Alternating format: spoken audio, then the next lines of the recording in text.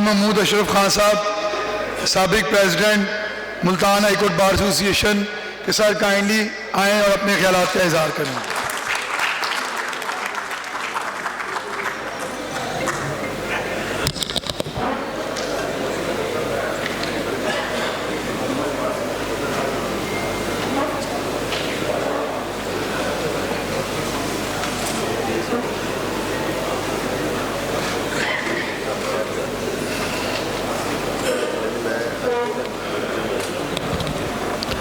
اعوذ باللہ من الشیطان الرجیم. بسم اللہ الرحمن الرحیم. سب سے پہلے میں مشکور ہوں جناب مقصود بھٹر صاحب کا اور ان کے رفقا کا کہ انہوں نے ایک بہت عظیم اور نیک مقصد کے لیے دوستوں کا یہ اجتماع یہاں منعقد کیا. مجھے خوشی ہے اسٹیج پر بیٹھے ہوئے اکابرین کو دیکھ کر جناب حامد خان صاحب کی قیادت میں کہ یہ وہی چہرے ہیں کہ جب بھی عدالت اور انصاف کے ادارے کو کبھی بھی ضرورت پڑی تو انہوں نے اپنے تمام ذاتی منفعت، اپنے تمام مفادات اور تمام سیاسی نظریات کو بالا طاق رکھتے ہوئے اس ادارے کے وقار کے لیے، بقا کے لیے، آئین اور قانون کے تحفظ کے لیے جدوجہد کی. جب یہ جدوجہد ایک نیک مقصد کے لیے ہے تو پھر یہ تمام وکلاء کے اداروں کا ایک مشترکہ مقصد بن جاتا ہے. میں یہ سمجھتا ہوں کہ اس میں کسی قسم کی سیاسی تفریق نہیں ہونی چاہیے. ایک نیک مقصد کو کوئی بھی اگر اختلاف ذاتی ہے یا سیاسی ہے اس کو بالائے طاق رکھتے ہوئے اکٹھے لے کر چلنا چاہیے.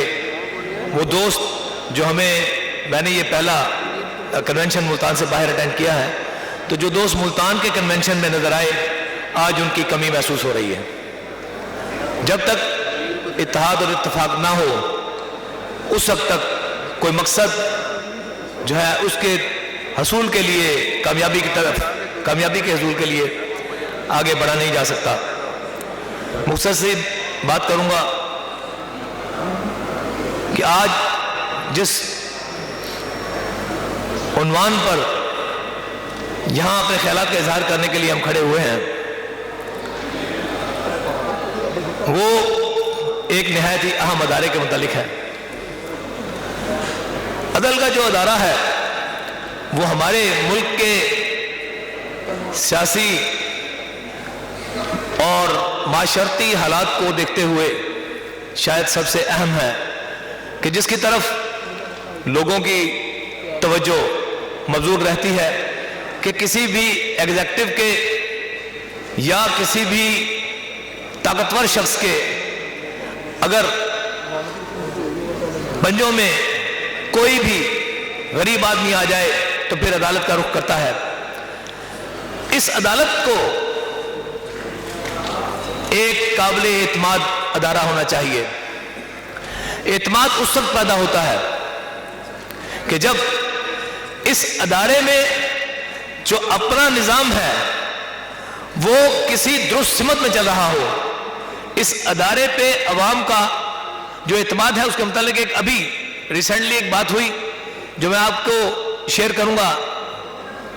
ایک کیس تھا جس میں ایک تحصیلدار کی تقرری تھی.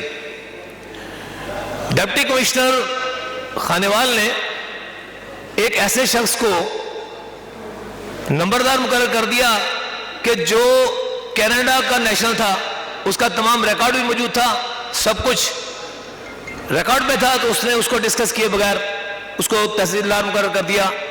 اس کے خلاف کمشنر کی اپیل ہوئی. مجھے اتفاق ہوا اپیلانٹ کی طرف سے پیش ہونے کا. وہاں بھی ہم نے یہی بات کہی کہ یہ ایبسینٹی ہے، یہ ہو نہیں سکتا.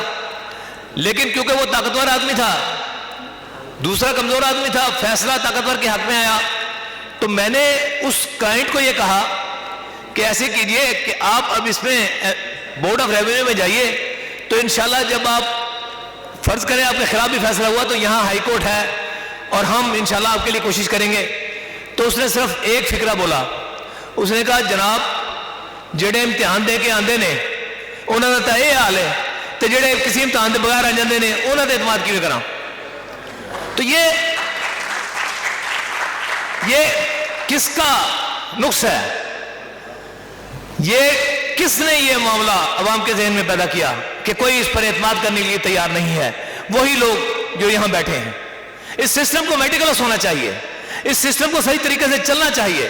یہ نہیں ہونا چاہیے کہ ایک جج ریٹائر ہو تو 6 مہینے یا 2 سال انتظار کیا جائے کہ اس کے بغیر اس کے کوئی کسی ایک خاص ایک شخص کی یا ایک خاص وکیل کی عمر پوری ہو تو اس سیٹ کو فل کیا جائے. یہ معاملات نہیں ہونے چاہیے. میں جو ٹاپک ہے اس کے متعلق صرف اتنی ایک بات کہوں گا اور آپ سے اجازت چاہوں گا کہ جب آپ کسی بھی سینئرٹی کو یا کسی بھی اصول کو بالا طاق رکھتے ہوئے, جو اگر کوئی پہلے حکومتیں کرتی تھیں تو آپ اپنے فیصلے لے جاتے تھے سجاد علی شاہ کے کیس کی طرح, لیکن اب جب خود کرتے ہیں تو پھر آپ کوئی بات بتانے کو تیار نہیں ہیں. تو میں ایک بات عرض کروں گا کہ آپ یہ تو بتا دیا کیجئے کہ جب اس طرح کی پوسٹنگ ہو کہ کیا جو سینئر ہے وہ نااہل ہے. نمبر 2, کیا سپریم کورٹ میں جو لوگ بیٹھے ہیں انصاف دے رہے ہیں, کیا ان میں کسی ایسے شخص کی کمی ہو گئی ہے جو ایک مخصوص ٹاپک میں ایک فیصلہ نہیں لکھوا سکتا تو ہائی کورٹ سے آپ ایریٹیکلی ایک 2 اور شخص کو جو اس کا فیصلہ لکھوا سکتا ہے اس کو سپریم کورٹ میں لے جا رہے ہیں؟ یا آپ کسی خاص شخص کو سپریم کورٹ میں جج یا چیف جسٹس بننے کے لیے روکنے کے لیے وہاں کی ویکینسی فل کرتے ہیں؟ کوئی بات اب بتائیے ضرور, کیونکہ جب بھی اگر سروس کے میٹر میں کوئی ایسی پوسٹنگ ہوتی ہے تو آپ ضرور سے پوچھتے ہیں کہ آپ نے یہ پوسٹنگ کیوں کی. جب ایلیجیبلٹی کم فٹنس آتی ہے تو پھر آپ بات ضرور پوچھتے ہیں کہ اگر اس کو بائی پاس کیا گیا تو کیوں کیا گیا. آپ تو کوئی بات بتائیے. اور اگر آپ اس لیے نہیں بتائیں گے کہ اگر کوئی بھی وجہ سامنے آئی تو پھر بہت سے سسٹم کی اور بہت سے لوگوں کی نااہلی سامنے آ جائے گی. تو میں یہ عرض کرتا ہوں کہ آپ لوگوں پر اب آپ کے پاس ایبسولوٹ پاورز ہیں جوڈیشری کو انڈکٹ کرنے کی, سپیریئر جوڈیشری کو. تو پھر جب آپ کی مجبوری بھی کوئی نہیں ہے تو پھر یہ احساس نہیں ہونا چاہیے کہ پیڈیگری دیکھی جاتی ہے چیمبر کے اعتبار سے بھی اور خاندان کے اعتبار سے بھی. یہ سسٹم ختم ہونا چاہیے, کیونکہ ایک معاملہ میرے ذہن میں اور لوگوں کے ذہن میں آتا ہے کہ اور تو کوئی ایسا ڈپارٹمنٹ سوائے سیاسی ڈپارٹمنٹ کے نہیں ہے کہ جس میں ایک سیاستدان کے گھر بچہ پیدا ہو تو وہ کہیں کہ یہ مستقبل کا ایم این اے ہے یا یہ مستقبل کا وزیر اعظم ہے یا یہ مستقبل کا وزیر اعلیٰ ہوگا. لیکن ایک مخصوص چیمبر میں جب کوئی بچہ آتا ہے یا کوئی ایک کسی کے گھر بچہ پیدا ہوتا ہے تو اس کے متعلق یہ ضرور یقین سے کہا جا سکتا ہے کہ یہ بڑا ہو گیا ہائی کورٹ کا جج بنے گا. یہ نہیں ہونا چاہیے. ایک سسٹم چلنا چاہیے. آپ خود سسٹم بنائیے, اس ادارے کو بچائیے, کیونکہ یہی ادارہ عوام کی آخری امید ہے. اور اگر آپ خود اس معاملے کو نہیں کریں گے تو انشاءاللہ یہ وہی لوگ جو اس ادارے کے تحفظ کے لیے اپنا عہد اور قسم کھا کے بیٹھے ہیں ایک دفعہ پھر لائن اپ ہو رہے ہیں. تو میرا خیال ہے کہ اگر خود کوشش عدلیہ نے نہ کی تو پھر ہم اپنی کوشش کرنے کے لیے تیار ہیں. بہت شکریہ.